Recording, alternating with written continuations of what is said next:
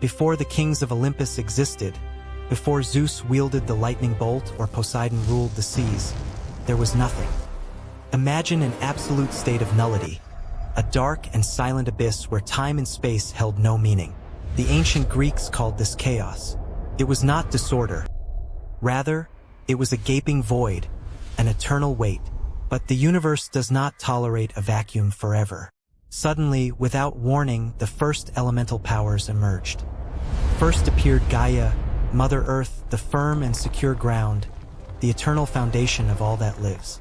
Beneath her, in the deepest part of reality, Tartarus formed, a misty pit of darkness. And alongside them arose the most powerful and uncontrollable force of all, Eros, the primal love. Not the romantic love of the poets, but the raw force of attraction, the gravitational pull that compels two beings to unite to create life. Alone and powerful, Gaia gave birth to her equal to cover herself completely, Uranus, the starry sky. Uranus was magnificent, a blanket of stars that embraced the earth every night. From this sacred union, the cosmos' first couple, children of incalculable power, were born. First came the 12 titans, 6 men and 6 women.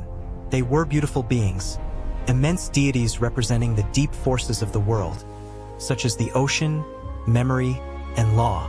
Among them stood out the youngest, Cronus, twisted of mind and audacious. But Gaia's fertility was wild and unpredictable. Soon, her womb gave birth to beings that lacked the Titan's beauty. The Cyclopes were born, giants with a single eye in the center of their forehead, forgers of thunder. And after them, something even more terrifying. The Centimanes, beasts with 50 heads and 100 arms, pure brute force and destruction. Uranus, the king of the sky, looked at his offspring.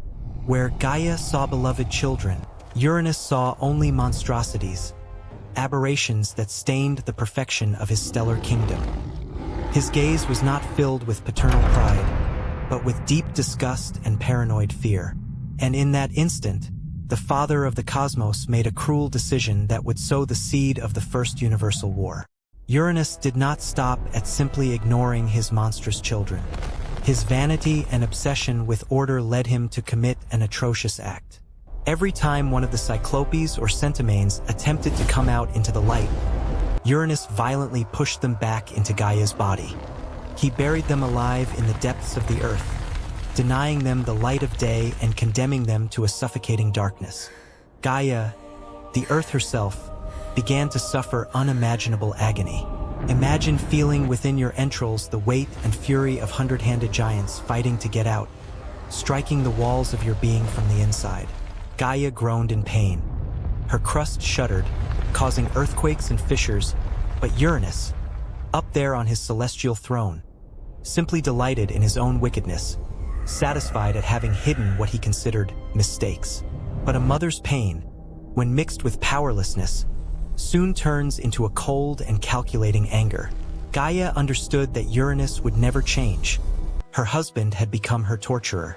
So, in the depths of her being, where the pressure is immense, Gaia concentrated her hatred and created a new element, unknown until then, gray steel or adamantine. With this indestructible metal, she forged an enormous sickle, a weapon with sharp edges and serrated teeth, designed not to harvest wheat, but to tear divine flesh. With the weapon hidden, she called upon her most beautiful children, the Titans, those whom Uranus did allow to roam freely. Gathered in secret, Gaia showed them the shining blade and spoke with a grave voice. My children, if you wish to obey me, we can avenge your father's outrage. A sepulchral silence fell upon the assembly. The Titans, immense beings capable of moving mountains, trembled with fear. To face Uranus, the roof of the world, seemed impossible. Oceanus lowered his gaze. Hyperion stepped back. No one dared to break the established order. No one, except the last of them. From the back of the group, a figure took a step forward with a twisted smile. It was Cronus, the youngest of the Titans, but also the one with the darkest thoughts. While his siblings trembled, he looked at his mother with cold eyes and spoke. Mother, I promise to fulfill this task. I feel no respect whatsoever for our father, the one of infamous name. Gaia's heart filled with wild joy. At last, she had an executioner. Quickly, she led Cronus to a secret hideout, a dark fold in the Earth's surface where Uranus's sight could not penetrate. There she handed him the weapon, the sickle with shark-like teeth, cold and heavy. Cronus gripped it, feeling how the power of the gray metal aligned with his own ambition. He wasn't doing this just to free his brothers. He was doing it because he knew that if Uranus fell, the throne of the universe would be left empty. The plan was simple, but it required deadly precision. They had to wait for Uranus's most vulnerable moment, twilight. When the day began to die, Uranus descended. And it was not a discreet arrival. It was the entire sky coming down upon the Earth. Bringing with him the night and the shadows, Uranus spread himself over Gaia with uncontrollable desire, seeking to cover her completely, as he had done so many times before. Full of lust and confidence, the god of the sky relaxed, believing himself the absolute master of creation, unsuspecting that the surface he touched was no longer a bed of love, but a scaffold. Cronus, hidden in the shadows just meters from his father, held his breath. He could feel the immense pressure of Uranus upon the world. His left hand slowly reached out from the hiding place, groping in the darkness until finding the perfect position. With his right hand, he raised the immense sickle backward, preparing the arc of the strike. The silence of the cosmos was absolute, a terrifying calm before the storm. Uranus was exposed. It was now or never. With a roar that shook the foundations of existence, Cronus struck. His left hand firmly grasped his father's genitals, immobilizing him in an instant of pain and surprise. Without hesitating for a second, he brought down the immense gray steel sickle with his right hand. The serrated edge sliced through Uranus's divine flesh, severing his manhood with a single, brutal slash. Uranus's scream was so terrible that it echoed in every corner of the universe, a howl of pure agony that made the stars tremble.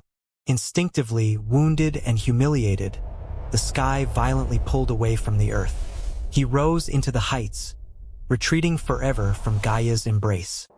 At that precise moment, the world as we know it took shape. The empty space left between them allowed the air to flow and the light of day to exist without being suffocated.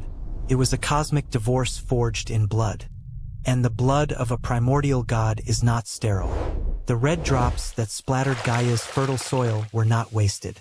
From that crimson rain were born years later the tyrannies, avenging demons who pursue family crimes, the powerful giants in shining armor, and the nymphs of the ash trees. Violence only bred more violence. Cronus, triumphant, threw his father's severed remains into the stormy sea. But here the strangest miracle occurred. From the immortal flesh mixed with the foam of the waves, an immaculate whiteness emerged that traveled to the island of Cyprus. From that foam, born of the most horrible castration, emerged Aphrodite, the goddess of love and eternal beauty. The universe demonstrated its irony. From the ugliest act, the most beautiful deity was born. Uranus, now an exiled king in the celestial dome, looked down with eyes bloodshot with hatred. He fixed his gaze on Cronus, who held the dripping sickle, and cast a curse that would seal his son's fate. Just as you have betrayed your father to obtain power, you too shall fall by the hand of your own children. At first, Cronus seemed to forget his father's poisonous words. He rose as the new lord of the cosmos, freeing his Titan siblings from the darkness. Together, they established a new order. It was an era that humans would later remember with nostalgia. The Golden Age. Under Cronus's rule, it is said that spring was eternal. The earth bore fruit without needing to be plowed, and there were no laws or punishments because there were no crimes. The world lived in a sleepy and abundant peace. But Cronus's peace was built on a lie. Although he freed the beautiful Titans, he looked at his other brothers, the Cyclopes and the Centimanes, and saw in them the same danger Uranus had seen. In an act of supreme hypocrisy, he chained them again and threw them even deeper into Tartarus, betraying his mother Gaia's trust. The earth remained silent, but she did not forget the offense. As eons passed, Uranus's curse began to take root in the king's mind. Cronus married his sister, the Queen Rhea, but the marriage bed brought him no comfort, only anxiety. Every time he looked at his wife's womb, he saw not a future, but a threat. The prophecy echoed in his head like a war drum. You shall fall by the hand of your own children. The king of the Titans became gloomy, distrustful, and cruel. He realized that to stay at the top, he had to be more ruthless than his father had ever been. Uranus had only imprisoned his children. Cronus decided he would go a step further to ensure no one could ever challenge him. The origin story ends here, with a universe governed by a paranoid tyrant. Cronus sits on his obsidian throne, staring at Rhea, who has just announced she is pregnant with their first child. But in Cronus's eyes, there is no longer a husband, nor a father, nor even a noble king. There is only an abyss of infinite hunger. He has made a monstrous decision. His children will not reign, because for him to live eternally, his offspring must disappear inside him. The cycle of violence has not been broken. It has simply found a stomach in which to hide.